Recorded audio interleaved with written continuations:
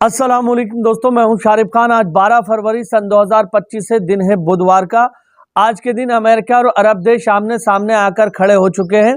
दरअसल 2 दिन पहले अमेरिकी राष्ट्रपति डोनाल्ड ट्रंप की तरफ से बयान आया है कि हम ये वादा कर चुके हैं कि हम गाजा पर पूरी तरह से कंट्रोल करेंगे और जो हमने वादा किया है उसे हम निभाएंगे। यहाँ साइड में आप मेरे देख सकते हैं। तो ट्रंप के इस बयान का खंडन करते हुए 50 से ज़्यादा OIC के देश अमेरिका के विपक्ष में आकर खड़े हो चुके हैं, जिनका ये कहना है कि फिलिस्तीनी लोग अपनी ज़मीन को छोड़कर कहीं नहीं जाएंगे और ट्रंप का ये जो प्लान है ये सरासर गलत है। 1973 में भी अरब और इजराइल के बीच में जब जंग हुई थी तो अरब देश अमेरिका के खिलाफ खड़े हो गए थे और अरब देशों की तरफ से तेल पर पाबंदी लगा दी गई थी, जिसके बाद मसले का हल निकाला गया था।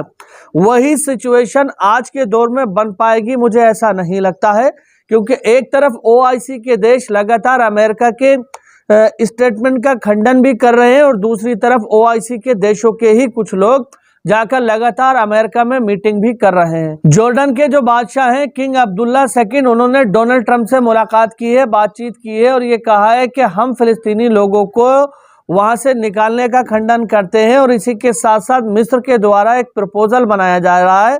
मिस्र के द्वारा एक खाका तैयार किया गया है जो अमेरिका के सामने बहुत ही जल्द रखा जाएगा, जिसके अंदर ये सारी चीज़ें लिखी हुई होंगी कि फिलिस्तीन के लोग फिलिस्तीन में भी रहेंगे और वहाँ पर शांति भी बहाल हो जाएगी।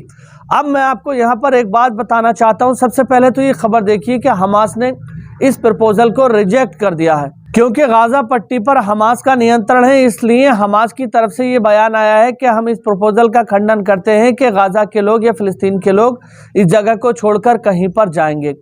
इसी के साथ साथ आपको बता दूं कि कुछ अरबी ऐसे चैनल हैं जिनके अंदर ये खबर छपी है, जिनमें ये बताया गया है कि 15 महीने गाजा और इजराइल की जंग होने के बाद इजराइल को ये चीज़ रियलाइज़ हो गई थी, ये चीज़ पता चल चुकी थी कि हमलों से या जंग से गाजा पर कंट्रोल नहीं किया जाएगा।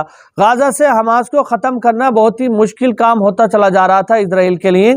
इसलिए इजराइल ने अपनी रणनीति को बदला, उसमें चेंजेस लेकर के आया, युद्ध विराम का प्रस्ताव रखा और उसी के साथ साथ अमेरिका को इसमें हस्तक्षेप करने के लिए कहा। आप लोग जानते हैं कि डोनाल्ड ट्रंप ने इजराइल के ऊपर जो प्रेशर बनाया था कि गाजा के अंदर जंग को रोको, दरअसल बेंजामिन नेतन्याहू और ट्रंप के बीच में पहले ही बातचीत हो चुकी थी, ऐसे अरबी चैनलों का कहना है। उनका ये कहना है कि ट्रंप ने नेतन्याहू से ये वादा किया था कि बिना जंग के गाजा पर अपना नियंत्रण हासिल करके तुम्हें देंगे। अब वही सारी चीज़ें होती हुई नजर आ रही हैं। फिलहाल नेतन्याहू और ट्रंप के बीच में जो भी मुआहदा तय हुआ हो, लेकिन OIC के देश इस बात के खिलाफ खड़े हो चुके हैं। अरब देश सऊदी अरब के साथ साथ बाकी देशों का ये कहना है कि किसी भी हाल में गाजा फिलिस्तीन के लोग अपनी ज़मीन को छोड़कर नहीं जाएंगे और कोई भी अपनी ज़मीन को छोड़कर नहीं जाएंगे। पहली बार सीरिया के अंदर बनने वाली नई सरकार के जो सरबराह हैं अल-जोलानी, उनका बयान आया है। उन्होंने कहा है कि फ़िलिस्तीनी लोगों को कोई भी फिलिस्तीन से नहीं निकाल सकता, गाजा से नहीं निकाल सकता।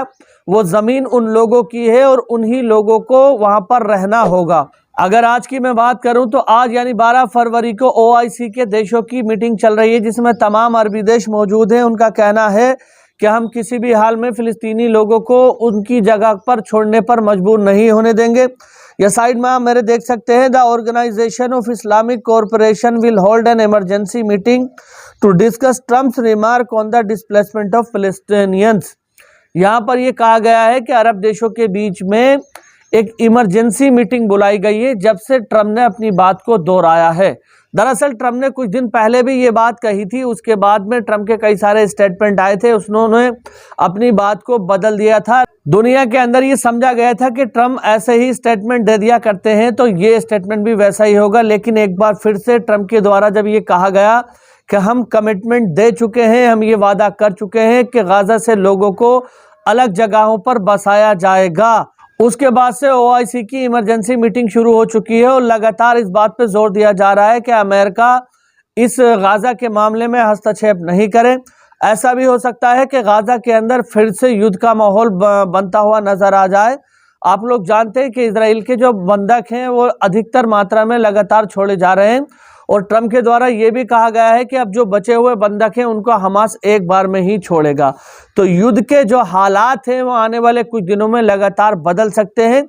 ऐसा सब कुछ देखने को मिल रहा है। अब इसी के साथ साथ आपको बता दूं कि शहीद सैयद हसन नसरल्लाह की तरफ से 12 साल पहले एक भाषण दिया गया था जो इस समय सोशल मीडिया पर सुर्खियों में है। 12 साल पहले उस भाषण के अंदर उन्होंने मौजूदा हालातों को एक्सप्लेन करा था कि आने वाले समय में इजराइल और अमेरिका गाजा और फिलिस्तीन के साथ जो बर्ताव करने के लिए जाएंगे और अरब देशों का उसमें क्या रोल होगा, ये सब चीजें उन्होंने बताई थी, एनालाइज किया था उन्होंने। और ये कहा था कि किसी भी हाल में जो लोग फिलिस्तीन के साथी होंगे वो डटकर फिलिस्तीन के साथ में खड़े रहेंगे, लेकिन अमेरिका और इजराइल को ऐसा कुछ भी करने नहीं देंगे। आज वो भाषण सोशल मीडिया पर सुर्खियों में चल रहा है, जिसके अंदर ये बताया जा रहा है कि वाकई मौजूदा हालात जो इस समय बने हुए हैं वो सैयद हसन नसरल्लाह ने जो कहा था वैसे ही बने हुए हैं। इसी के साथ साथ एक और खबर मैं आपको दिखा दूं, ये साइड में आप मेरे देखिए, ये जॉर्डन के किंग का बयान है जो अमेरिकी राष्ट्रपति डोनाल्ड ट्रंप के साथ मीटिंग के द्वारा दिया गया है।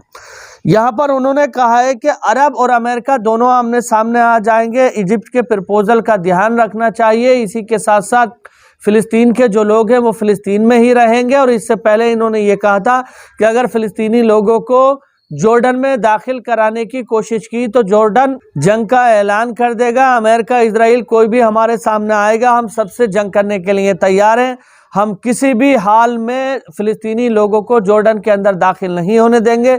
इसी तरह से कुछ मिस्र ने कहा था, और अब जो बयान आया है मिस्र का और जॉर्डन का, उसमें ये कहा गया है कि हम बातचीत कर रहे हैं, हमने एक नया प्रपोजल बनाया है, खाका बनाकर तैयार किया है, अमेरिकी राष्ट्रपति डोनाल्ड ट्रंप से उस पर बातचीत करेंगे, हम अमेरिका के साथ कोऑपरेट करने के लिए तैयार हैं, अमेरिकी राष्ट्रपति जो कह रहे हैं हम उसको सुन रहे हैं, उसी के हिसाब से हम काम करने को तैयार हैं। ऐसी चीजें सामने आ रही हैं। तो यहाँ पर क्या कुछ होने वाला है ये साफ तौर पर कहा नहीं जा सकता। हाथी के दांत खाने के और होते हैं और दिखाने के और होते हैं।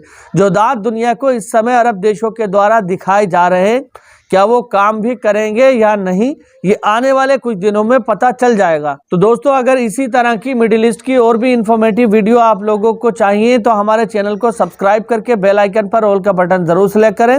इंशाअल्लाह ताला अगली वीडियो में आपको रूबरू कराएंगे गाजा के ताज़ा हालातों से।